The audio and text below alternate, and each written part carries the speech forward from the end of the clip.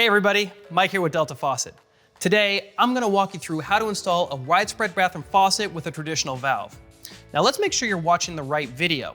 First, confirm your handles are separate from the spout, which makes it a widespread faucet. Second, let's also make sure that your faucet has a traditional valve and not a sunken one. If both of these things look good, then you're in the right place, but if not, don't worry, we've got other videos that will help you with your installation. Now, a widespread faucet is designed for a 3-hole sink configuration that has a minimum of 6 inches and a maximum of 16 inches between the center of the outer holes. Now, I think it's a really good idea to go ahead and take the time to measure between the center of those outer holes to make sure that everything is going to fit perfectly. Now, today we're installing the Trinsic model, but Delta offers a wide variety of different styles and finishes for this type of faucet. Okay, so let's go ahead and collect the tools we're going to need for this installation. You will need 2 adjustable wrenches, some safety glasses, a Phillips head screwdriver, and I recommend a long Phillips head screwdriver because it makes it that much easier to work behind the sink, maybe some silicone, a flashlight for working behind your sink, a small bucket for when we flush some lines, and I think it's a good idea to grab a couple towels. All right, once you've got all those tools together, let's go ahead and jump on into this installation.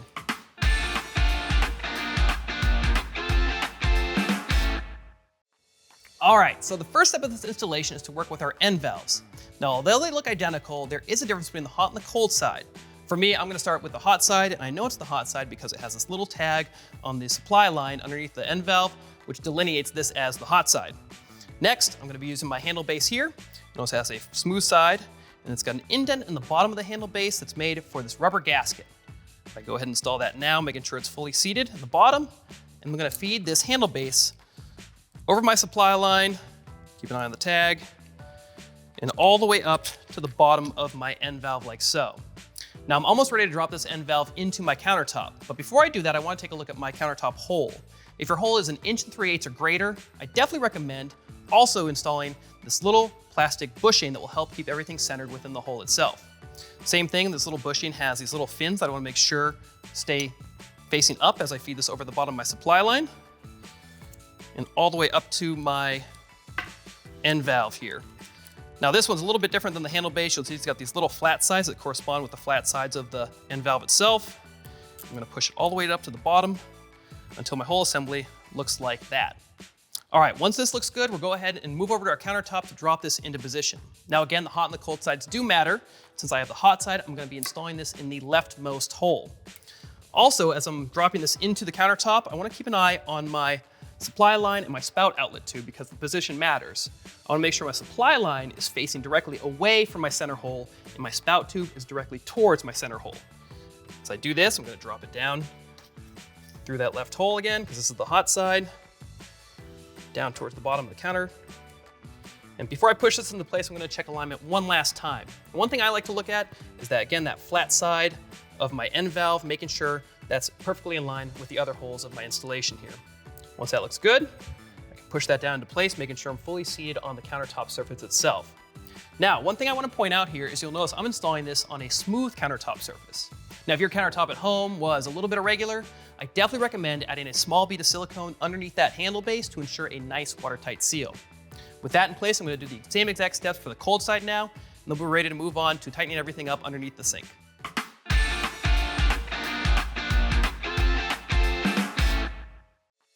Here we are under the sink, ready to start securing our end valves to the underside of our countertop. Now to do this, I'm using the mounting hardware that came included with your faucet. That's made up of a metal washer, and then also this mounting nut. Now the mounting nut, you'll see, has 2 preloaded locking screws. However, they may have fallen out during shipping, so we just want to make sure that the screws are threaded into the nut, and that also the screws are sitting just below the level of the back of the nut itself. Once everything looks good, we're going to be threading these up over our supply line, and then onto the shank of our end valve, threading this all the way up to the top to hold it snugly in place.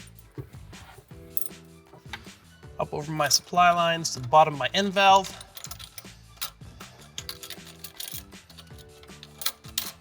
Then threading them onto my end valve shank, spinning it all the way up to the bottom of my countertop.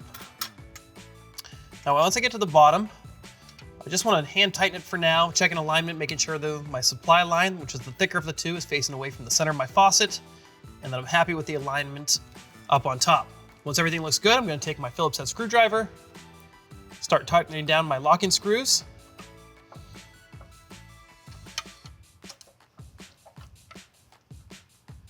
I don't want to over tighten these screws. I just want to snug them up enough that the end valve isn't going to move around, because if I over tighten them, I could cause damage to the threads of the screw itself. Okay, that side looks great. Now I'm going to move over to my cold side.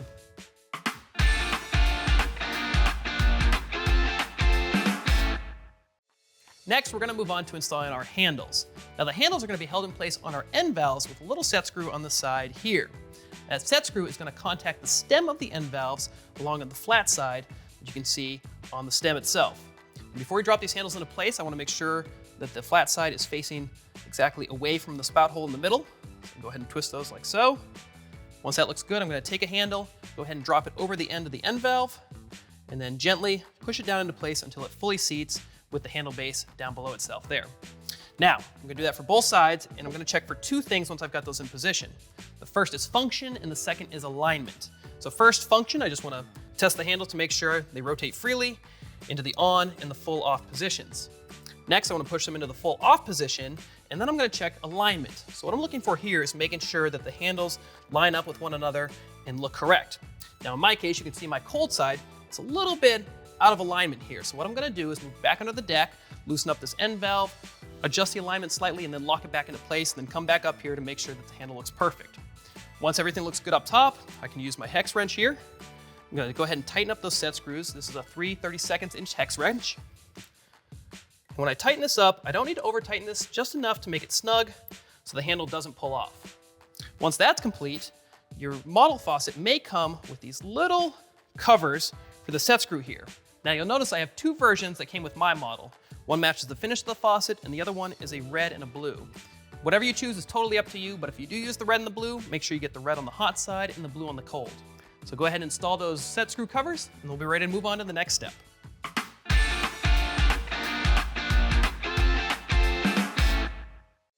Now that we have our handles secured in place, we can move on to installing our spout. So to do this, I'm going to use the plastic gasket.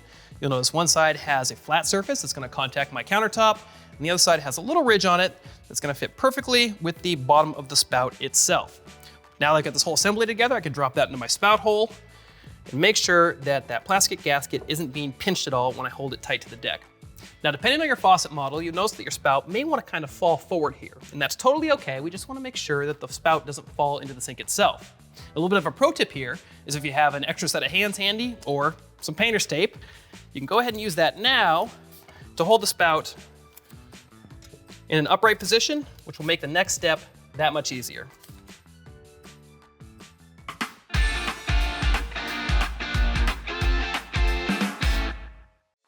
Now with our spout in place, we're ready to start securing it to the underside of our countertop. Now to do this, I'm going to be using the included bracket here. You'll notice the bracket has a hole for the threaded shank of the spout and also some bumps along the top here. I want to make sure those bumps are going to be facing the underside of my countertop up above. Also, it's got this cutout on the side, kind of a crescent shape, and this cutout allows enough clearance for the spout tube as well as the lift rod. So we want to keep an eye on that when we're threading this on, making sure I've got plenty of clearance for both of those things and they function freely. Finally, I'm going to hold it all in place with this included wrench.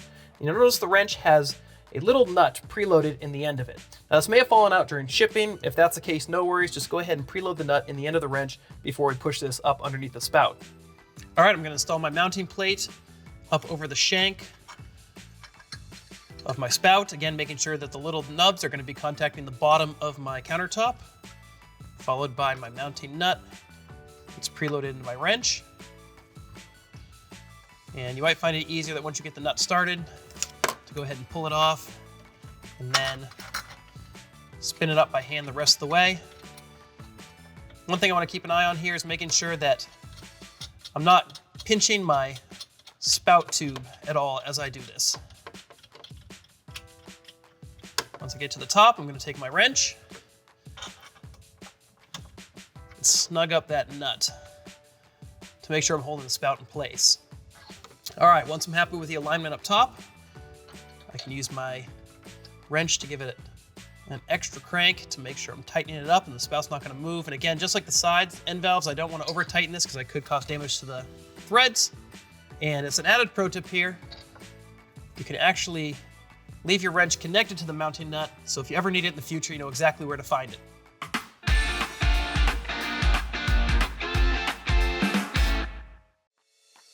Next, we can move on to connecting our spout tube to each one of our input tubes from the hot and cold side.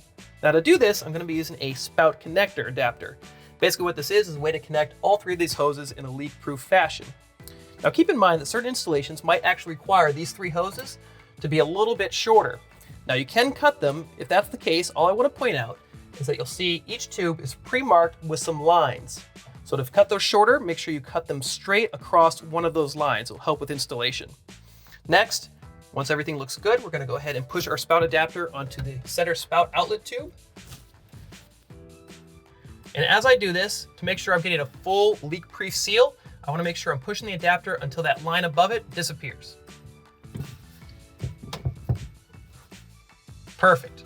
With that in place, I'm going to do the same steps for the hot and then the cold side.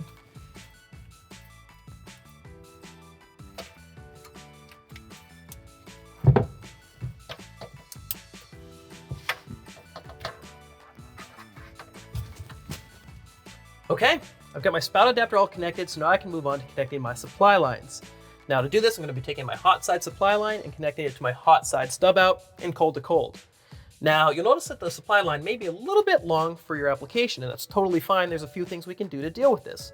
The first is you can kind of use a helix shape in your supply line, or also you could actually put a loop in it. However, if you have to loop it, I want to make sure that the loop isn't tighter than about an 8-inch diameter. Either way, I want to make sure that the supply line isn't kinking in any way when I make my connection. So once everything's ready to go, you can go ahead and hold your supply line into your stub out, and then use your hand to hand tighten the nut onto the connection. Okay, after that's on there, we're going to use an adjustable wrench. We're going to rotate the nut another turn or two to ensure a nice tight connection. Now we don't want to over tighten this, we just need it tight enough that it's not going to leak.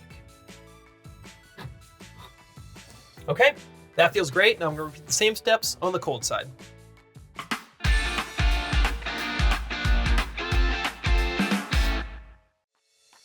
Next, we're ready to install our drain assembly, which I have here. First thing we're going to do is remove the plunger. Set that off to the side. Next, we want to remove the flange that just unscrews from the body of the drain.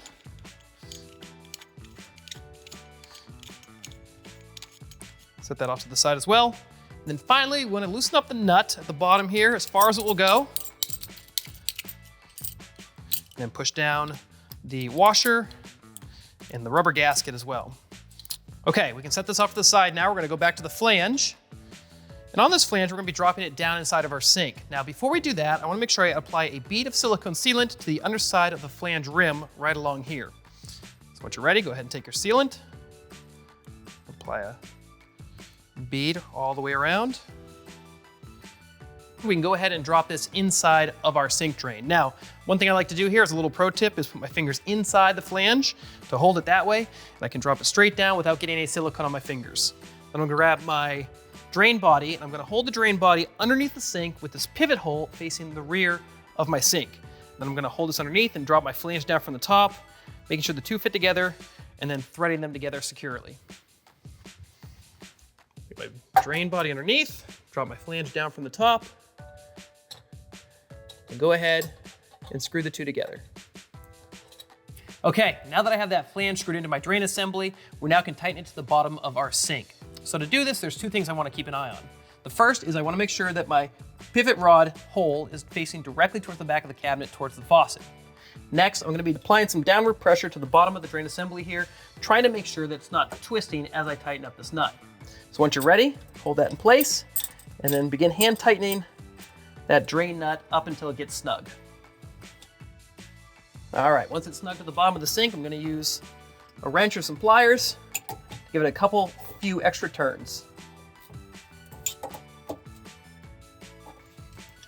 So if everything looks good, I'm going to go ahead and unscrew my tailpiece from the drain assembly.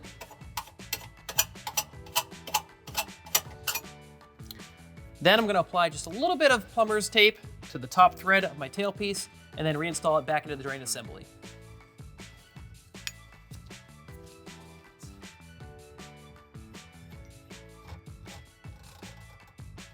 All right, now that we have that tailpiece screwed back into our drain assembly, we can move on to installing our pivot rod and our stopper. So the first thing we're gonna do is unscrew the pivot rod nut from the back of the drain assembly here. Set that off to the side. And then also I'm gonna remove this little plastic gasket in there as well. Next, let's talk about our pivot rod for a second. The first thing we wanna do is remove the clip off the tail of the pivot rod. And secondly, here's how the pivot rod's gonna function. We're gonna insert it back into that hole in the back of the drain assembly, and there's gonna be this little plastic gasket that has two sides. One kind of has a cup to it, and the other side is flat. We'll make sure the cup side contacts the ball of the pivot rod correctly. After that, we're gonna install the stopper. Now the stopper can be installed two different ways. The first is the security feature, which if you drop it down in, you'll notice it has that little hole in the bottom of it. The pivot rod then will insert inside of that hole, and then everything gets tightened up. In that way, nobody can remove your stopper in the future. However, if you want the ability to move it, you can go ahead and install the pivot rod first, then the stopper will drop down onto the pivot rod, allowing you to remove it in the future if you need to. So either way is totally fine, however you want to do it. Once you're ready, we're gonna go ahead and install the pivot rod. So again, I've got my plastic gasket seated correctly, and I'm gonna put my pivot rod in that plastic gasket into the back of my drain assembly, like so. Next, I'm gonna use my pivot rod nut over the end, and then thread it back on until it's snug on the back of my drain assembly.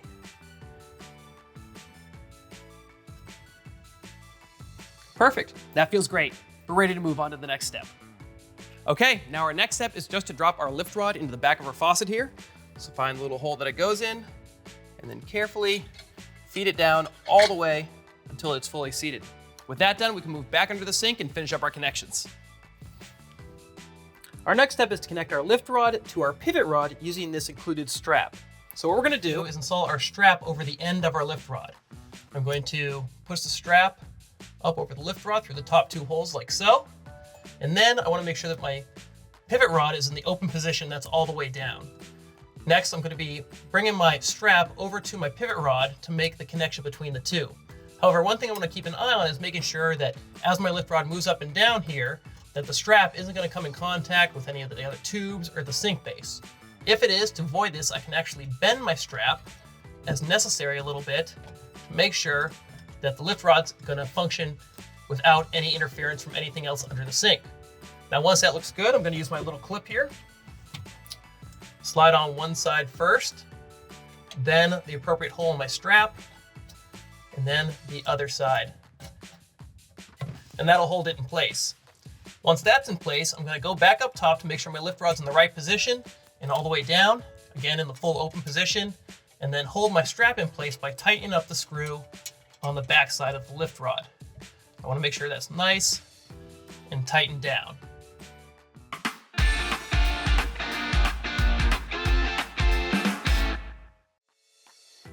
Okay, so now that we have that drain installed and that silicone's fully cured, we can move on to the final steps of this installation. The first thing I want to check is my final alignment, making sure my handles are perfectly lined up, my spout looks nice and centered, which everything looks great here. And then we get to move on to flushing our lines. Now this is important because what we're going to do is wash water through our system and out the faucet, which will clear any debris that may have gotten in there during the installation steps. So to do this, the first thing I'm going to do is take my washcloth here and put it in the bottom of my sink. That way, if I drop any small parts, they don't go down the drain. Next, I'm gonna remove the aerator that's in the bottom of the spout. So I'm gonna take my aerator wrench, and you'll notice the wrench has these little knobs on the top that are gonna correspond with the indents of the aerator underneath the spout.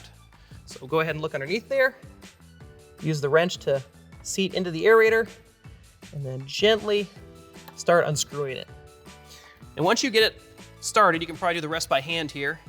Just very gently unscrew it, and you'll see the aerator cartridge fall out. You may have a little rubber gasket that fell out as well. Now, not all models include the rubber gasket, so if you didn't see one fall out, just take a little peek up underneath the spout to make sure it's not still stuck in there. Once that's ready, what we're gonna be doing is making sure our supply lines are off underneath and then turning our handles into the full mixed position that's fully on both hot and cold side. Then, with that all ready to go, I'm gonna move back underneath, turn my supply lines on one at a time, the hot and the cold sides, and let water run through the system for about 30 seconds. Now, a little bit of a pro tip here is, without the aerator in the spout, there could be some splashing from the additional water pressure. So you can use that washcloth that we just used in the previous step to hold over the end of the spout, which will help keep the splashing to a minimum. So, once that's done for about 30 seconds, we can go ahead and leave the supply lines on, but come back up top, turn our handles into the off position, and then move on to reinstalling our aerator, and that'll about wrap up this installation. So if everything sounds good, let's go ahead and flush those lines.